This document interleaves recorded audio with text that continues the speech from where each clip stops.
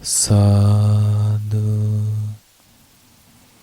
නමෝ තස්ස භගවතු අරහතෝ සම්මා සම්බුද්දස්ස සාදු සාදු සාදු. අපගේ ගුරු දේවෝත්තම පින්වත් ලොකු ස්වාමින් වහන්සේට නමස්කාර වේවා. සාදු සාදු සාදු. ශ්‍රද්ධාවන්ත පින්වත්නි,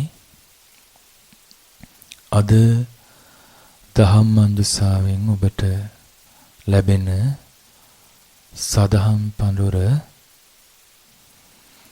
ශ්‍රාවක මහා සංඝරත්නයේ තියෙන මහානුභාවය පිළිබඳව කියවෙන දේශනයක්.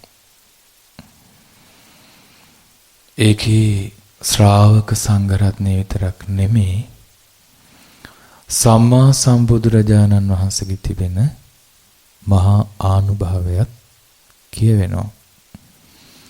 මේ දෙසුමේ නම අරුණවතී සූත්‍රය.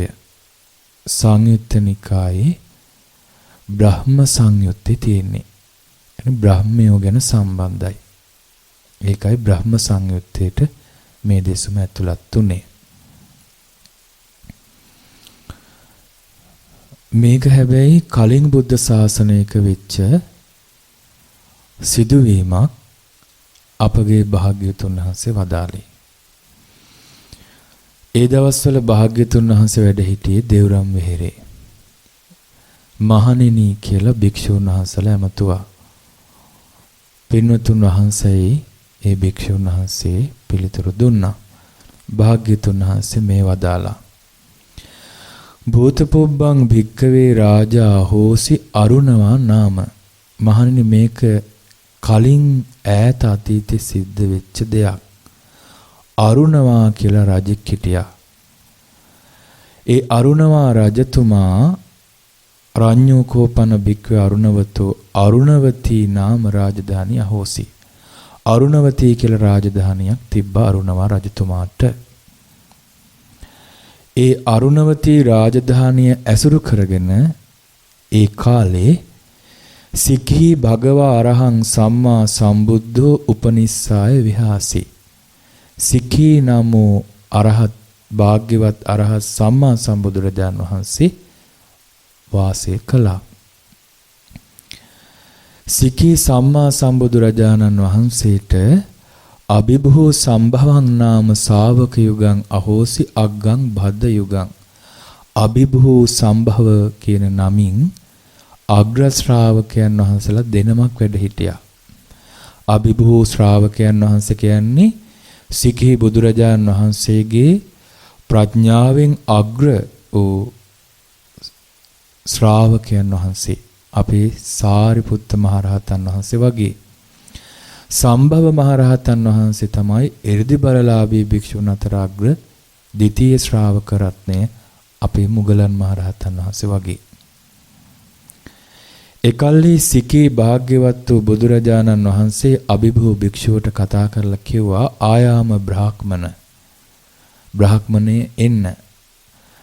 සමහර විට අපේ බුදුරජාණන් වහන්සේත් රහතන් වහන්සේලා අමතලා තියෙනවා බ්‍රාහ්මණ කියන නමින්, ශ්‍රේෂ්ඨ කියන අරුතෙන්.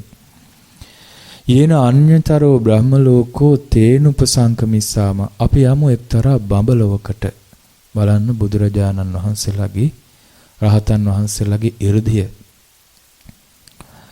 යාව බත්තස්ස කාලෝ භවිස්සති. තාම දානෙට වෙලාව තියෙනවනේ කියලා කිව්වා. එතකොට මේ උදේ වරුවේ දානෙට තව වෙලාව තියෙද්දි බුදුරජාණන් වහන්සේ අභිභූ භික්ෂුවට කිව්වේ, සිකී බුදුරජාණන් වහන්සේ.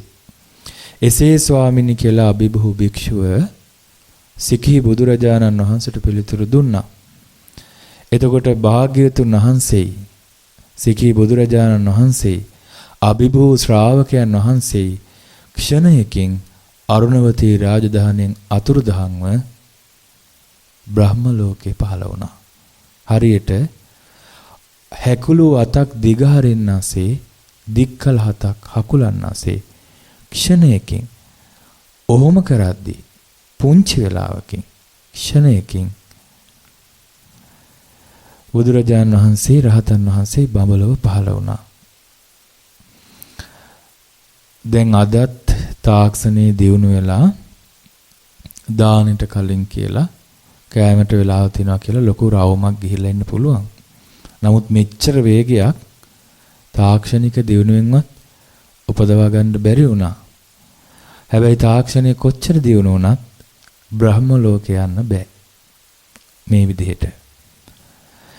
එකල්ලි සිකී බුදුරජාණන් වහන්සේ අභිභූ භික්ෂුවට වදාලා පටිභාතුතම් බ්‍රාහ්මන බ්‍රාහ්මනෝච බ්‍රහ්ම පරිසාච පරිසායච බ්‍රහ්ම පාරිසජ්ජානංච ධම්මී කතාති.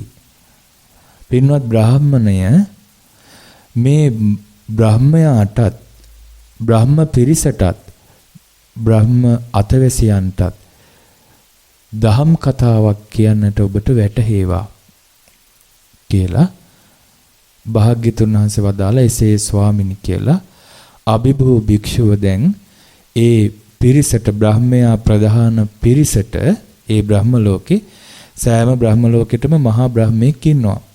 ඔහු යටතේ පිරිසක් ඉන්නවා. එතකොට ඒ බ්‍රහ්මයාටයි බ්‍රහ්ම පිරිසටයි නොඑක ආකාරයෙන් ධම්මියා කතාය සන්දස්සේති දහම් කතාව දැක්වුවා. සමාදපේසි සමාදන් කෙරෙව්වා. සමුත්තේජේසි උත්සාහවත් කෙරෙව්වා. සම්පහන්සේති සතුටු කෙරෙව්වා. එහෙම කරන්න උත්සාහ කළා දැන්. එහෙම ධර්ම කතාව කරනකොට ඒ බ්‍රහ්මයයි බ්‍රහ්ම පිරිසයි බ්‍රහ්ම අතවැසියනොයි කසකුසුවක් ගියා. ඒගොල්ලෝ කියන්න පටන් ගත්තා උජ්ජායන්ති කෝතේ ඒ කියන්නේ ඒගොල්ලෝ උජ්ජායන්ති කිහියන්ති විපාචෙන්ති නිකන් අප්‍රසාදයෙන් නුගුණ කියන්න පටන් ගත්තා. මේ පිළිබඳ විවේචනය කරන්න පටන් ගත්ත කොහොමද? අච්චරියං වතබෝ අභූතං වතබෝ කතං නාම සත්තරී සමුඛී භූත්තේ ශාවකෝ ධම්මං දේශසතිති.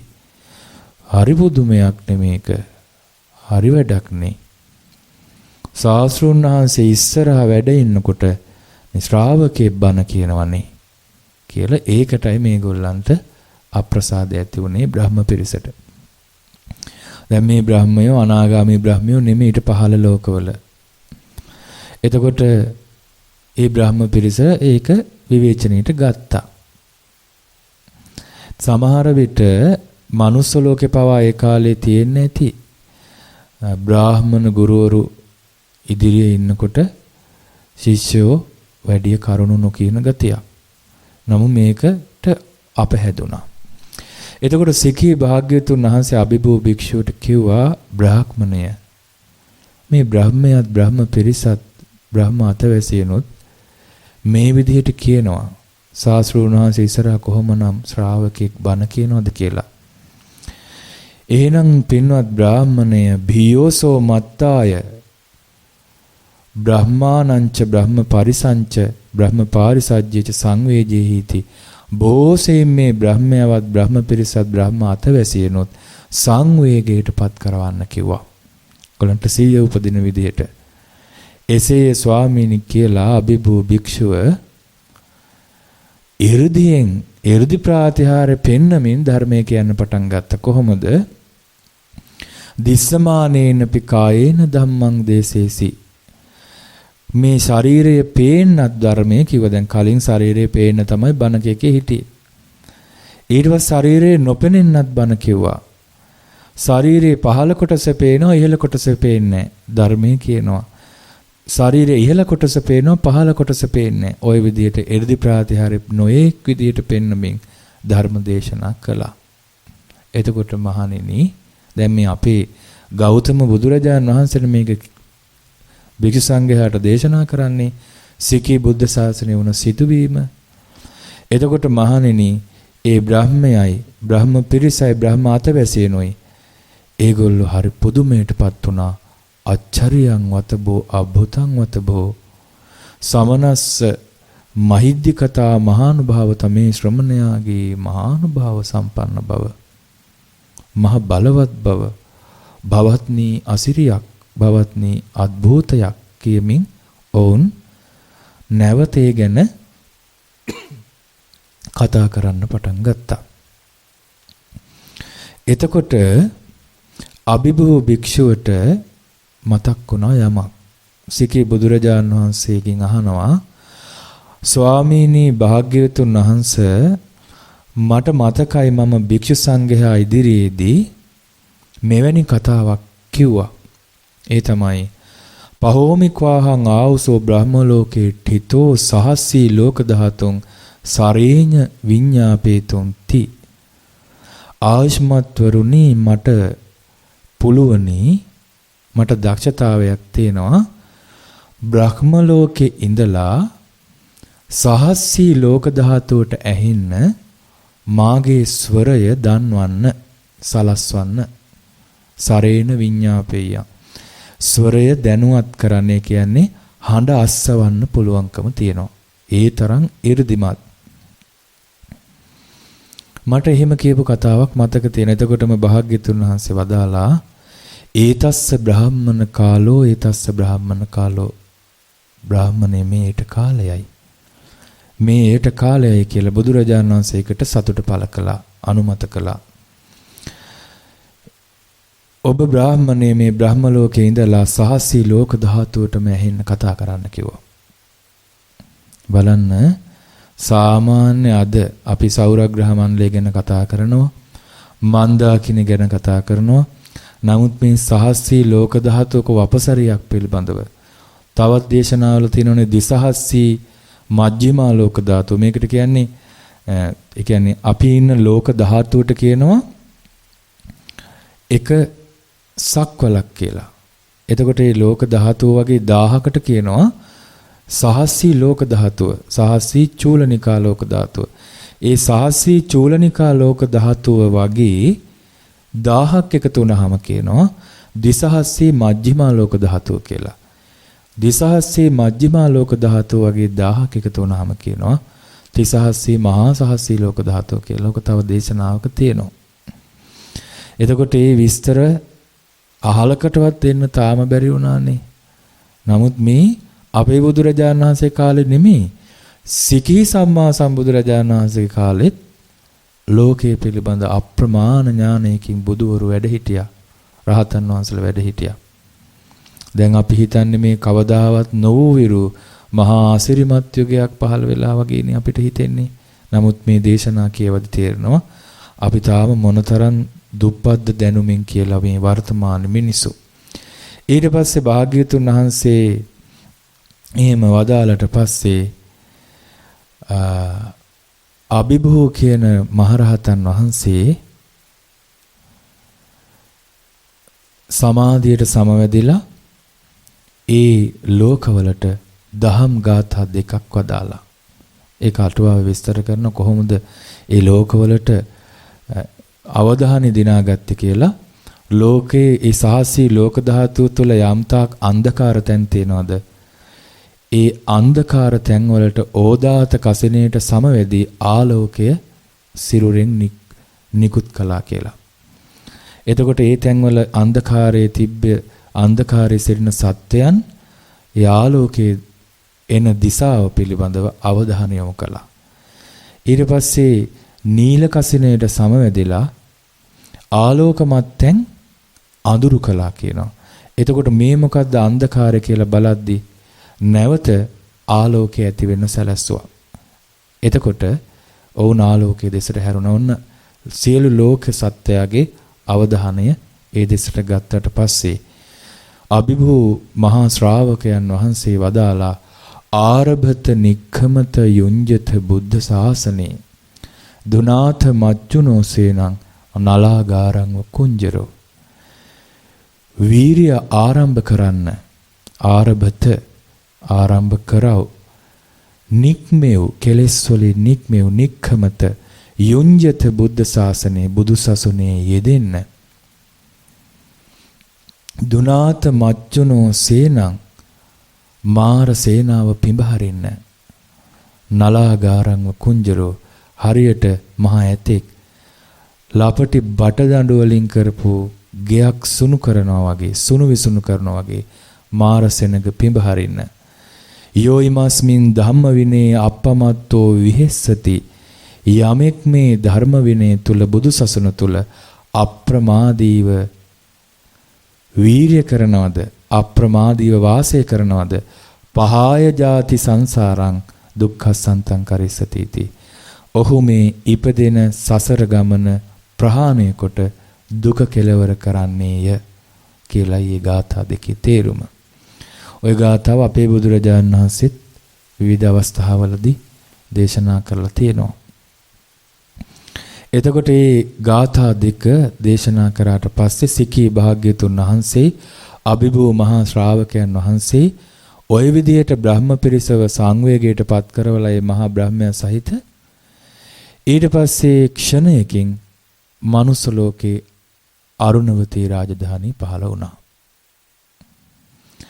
ඊට පස්සේ සිකී භාග්‍යතුන් වහන්සේ භික්ෂු සංඝයා රැස් කරලා භික්ෂු සංඝයාට ඇමතුවා, ආමන්ත්‍රණය කළා. අසුත්තනෝ තුම්මේ භික්ඛවේ අභිභුස්ස භික්ඛුනෝ බ්‍රහ්ම ලෝකේ තිතස්ස ගාථායෝ භාසමානසාති. මහණෙනි, ඔබට ඇහුණද අභිභූ ශ්‍රාවකයා බ්‍රහ්ම ලෝකේ සිට ගාථාවන් කියනවා. අසුම්මකෝ මයං බන්තේ ස්වාමීනි, අපි ඇහුවා. කොහොමද ඇහුවේ කියලා ඇහුවා. දැන් තථාගතයන් වහන්සේ ඒක පරීක්ෂා කරලා බැලුවා. කොහොමද ඇහුවේ කියලා. එතකොට ඒ භික්ෂුන් වහන්සේලා කිව්වා, ස්වාමීනි, අපිට ඇහුණා මෙන්න මේ වගේ ධර්මයක්. ආරභත නික්ඛමත යුඤ්ජත බුද්ධ ශාසනේ දුනාත මච්චුනෝසේනා නලාගාරං කුංජරෝ. වීරිය ආරම්භ කරන්න, කෙලෙස් වලින් නික්ම යන්න, බුදු සසුනේ යෙදෙන්න, බටදඬු වලින් කළ ගෙයක් සුණු විසුණු කරන ඇත රජෙක්සේ මාරසෙනග සුණු විසුණු කර පිබහරින්න. යම් කිසි කෙනෙක් මේ ධර්ම විනය තුල අප්‍රමාදීව වසන්නේ නම් ඔහු ඉපදෙන සසර ගමන කෙලවර කර දුක කෙලවර කරන්නේය. ඉපදෙන සසර ගමන ප්‍රහාණය කොට දුක කෙලවර කරන්නේය කියලයි අපිට ඇහුනේ. ස්වාමීන් ඔන්න ඔය විදිහටයි අපිට ඇහුනේ බ්‍රහ්ම ලෝකයේ ඉඳලා කියපු ගාථා. සාදු සාදු භික්ඛවේ සාදුකෝ තුම්මේ භික්ඛවේ අසුත්ත. සාදු සාදු මහණෙනි, ඊටාම හොඳයි මහණෙනි, ඔබ අහපු විදිහ අභිභූ ශ්‍රාවකයා බ්‍රහ්ම ලෝකේ සිට අභිභූ භික්ෂුව බ්‍රහ්ම ලෝකේ සිට ඔය ගාථා තමයි වදාළේ කියලා ඊතරම් මහානුභාව සම්පන්න බවක් සිකී බුදු සසුනේ වැඩ සිටිය අභිභූ ශ්‍රාවකයට තිබූ බව අපේ බුදුරජාණන් වහන්සේ අතීත කතාව ගෙන හැරපාමින් වදාලා. භාග්‍යතුන් වහන්සේ මේ වදාලා භික්ෂුන් වහන්සේලා බොහෝම සතුටු වුණා. ඒකට බලන්න අපේ බුදුරජාණන් වහන්සේගේ තියෙන නිකලෙස් බවත් එතනින් ඔප්පු වෙනවනේ. සාමාන්‍යයෙන් වර්තමානයේ රහත් කියන අය ඉන්නවනේ. ඒගොල්ලෝ කියන්නේ මම විතරයි රහත්. අනිත් අය රහත් නැහැ. කාටවත් රහත් වෙන්න දෙන අඩුම තරමේ ඒ රහත් කියලා කියන අය ඇත්තටම රහත් නෙමෙයි. නමුත් තමන්ගේ ශිෂ්‍යයෙක්වත් රහත් වෙන්නේ නැහැ එයා ඉන්නකම් කවදාවත්. ඒ කෙලෙස් සහිත බවමයි. නමුත් බුදුරජාණන් වහන්සේ බලන්න, බුදුරජාණන් වහන්සේට මේ විස්තරේ නොකියා ඉන්න තිබ්බනේ කෙලෙස් තියෙනවා නම් එතකොට තමන් වහන්සේ විතරයි සම්මා සම්බුදු. ඉහළින්ම ඉන්නේ ලෝකේ. නමුත් බුදුරජාණන් වහන්සේ වදාළේ මා වගේම තවත් ශාස්ත්‍රවරු අතීතේ වැඩ හිටියා. ඒ වගේම මේ සාරිපුත්ත මොග්ගල්ලාන මහරහතන් වහන්සේලා වගේ මහානුභාව සම්පන්න ශ්‍රාවකයෝ වෙන බුදු සසුන් වලත් වැඩ හිටියා. ඒ බුද්ධ ශාසනය කියන එක ලෝකයේ තියෙන අසිරිමත් දෙයක්. ඒක වෙන කිසිම තැනකින් අපිට ගන්න බෑ. ඒ නිසා මේවා පින්වත්නි කතන්දර නෙමෙයි. මේවා තර්කානුකූලව හිතලා තර්කයෙන් තර්කයේ ගලප වාද විවාද කරලා මේවා ඔප්පු කරන්න බෑ. මේක බුදුවරුන්ට විශේෂ වෙන දෙයක්. මහා ශ්‍රාවකයෝ බුදුරජාණන් වහන්සේගේ කාලේ සම්මුඛ ශ්‍රාවකයෝ අත්විඳපු ආශ්චර්යමේ. ඒ රහතන් වහන්සේලා මේවා සංගායනා කොට ආරක්ෂා කරලා දුන්නේ ඒ අසිරිය වර්තමාන ශ්‍රාවකයන්ට ලබා දෙන්න. ඒ අසිරිය දැනගන්න සලස්වන්න. ඉතින් ඒ නිසා අපි සරණ ගිය ශාස්ත්‍රුන් වහන්සේ සියලු සම්බුදුවරුන් වහන්සේලා අසම සමෝනේ සියලු ලෝවැසියන් එක්ක අසමානයි. තවත් බුදුරජාණන් වහන්සේ නමකට පමණ සමානයි. නිසා සිකී බුදුරජාණන් වහන්සේගේ ආනුභාවය වගේම ආනුභාව සම්පන්න විස්තර බ්‍රහ්ම නිමන්තනික සූත්‍රය, මාරතජ්ජනීය සූත්‍ර ආදී සූත්‍ර දේශනාවල ඒ ශ්‍රාවකයන්ගේ ආනුභාව සම්පන්න බව අපිට පැහැදිලි වෙනවා. තව ගොඩාක් විස්තර තියෙනවා බ්‍රහ්ම ලෝකේ ගැන. ඊට පස්සේ අර බක බ්‍රහ්මයා দমনය කරපු විස්තරي ගොඩක් දේශනා තියෙන. ඒ නිසා අපි නැවත නැවතත් ඒ බුදුරජාණන් වහන්සේම සරණ යමු. ඒ ශ්‍රාවක සංඝයාම සරණ යමු. උන්වහන්සේලාම අපගේ ඉදිරියේ තබාගෙන අප්‍රමාදී වෙමු. යම් කිසි කෙනෙක් අප්‍රමාදීව ධහමේ හැසිරෙනවා නම් ඔහු මේ දුක කෙලවර කරනවා. ඒ නිසා අපි හැම දිනාටම ඒ අප්‍රමාදී බව උපදවා ගන්න ලැබේවා. ඒ අප්‍රමාදී බව හරීම වටින දෙයක්.